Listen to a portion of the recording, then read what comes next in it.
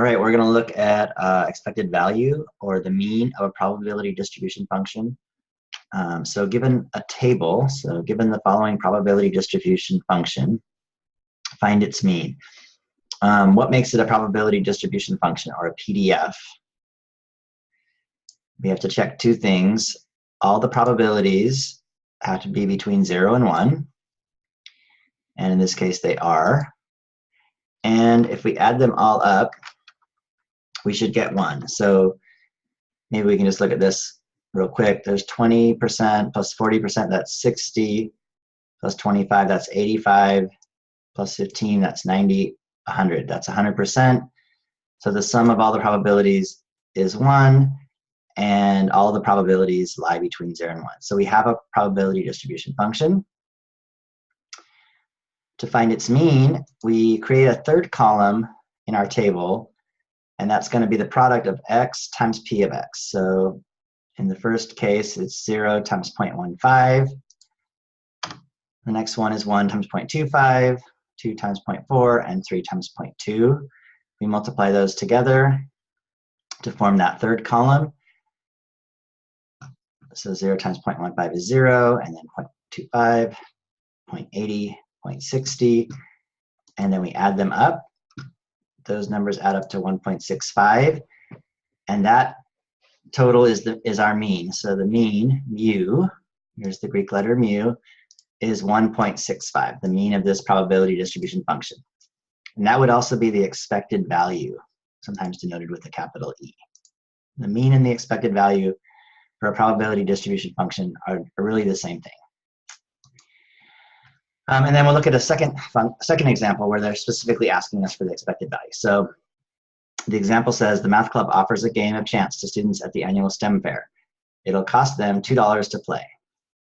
The game works by rolling one die twice, and if the sum of the rolls is a 7, you win $5. What is the expected value from this game, and should you play? So what the key with this type of problem is to let x represent the net profit from playing the game.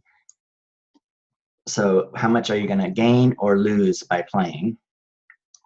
Then we'll set up our table, and additionally to our x and our p of x, we'll have a column to the right, x times p of x, where we'll multiply the first two columns, and a column to the left containing, in the first row, the wins, containing in the second row, the loss option. So you're either going to win or you're going to lose. So if we win, what's our net profit? Well, we spend $2 to play, but we win $5.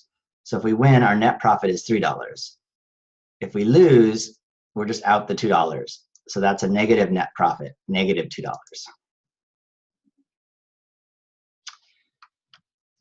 So we win $3 for x, we lose negative $2 for x, that's the net profit. Then to get the probabilities, if we win, we have to have the sum of the rolls to be a 7.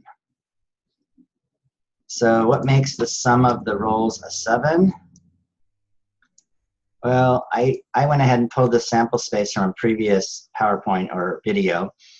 This is all the rolls of 2 dice, and we'll see up the diagonal here are all the cases where the sum of the 2 dice is 7. And there are 6 of those, so it's 6 out of the total, which is 36. So the probability of winning is 6 out of 36, which reduces down to 1/6. The probability of losing is everything else. So if this is 1/6, then this has to be 5/6. Or if you add them all up, there's going to be 30 black pairs of dice downstairs. 30 out of 36, again, reduces to 5/6. Then we're going to multiply those two columns, the x times the p of x, to get this third column. So 1/6 times a positive 3, and 5/6 times a negative 2. And those values are 0.5, or 0.50, positive, and negative 1.67.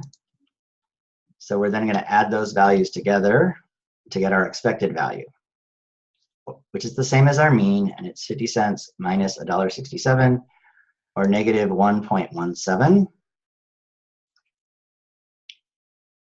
And that leads us to the final conclusion. Usually you want to answer this with a sentence that sort of not only tells you what the result is, but also it interprets what it means for the expected value. So what this means is if we played many, many times, on average, we would expect to lose $1.17 each time we play. You know, we're never going to lose $1.17 any one particular time because you always either win $3 or you lose $2. But over time, on average, we would lose $1.17 each time if we played over and over and over. So that component that you're playing many, many times is part of what expected value means. And then on average, we would expect to lose $1.17 each time. So should we play?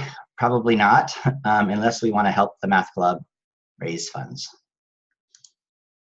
So that's expected value. And again, sort of the key point on that problem, I think, is this initial part of setting up the table where X represents the net profit from playing the game, and you can either win or lose, and then figuring out how much you win, how much you lose, and what are the corresponding probabilities in order to complete the table and get your result.